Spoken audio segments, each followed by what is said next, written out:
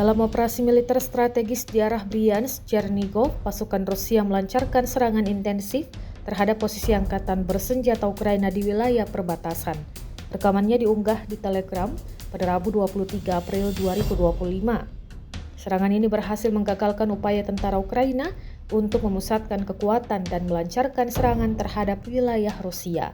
Dalam serangan tersebut, pasukan Rusia menghancurkan sejumlah besar peralatan militer, benteng pertahanan, pangkalan, dan titik konsentrasi infanteri musuhnya dengan berbagai amunisi.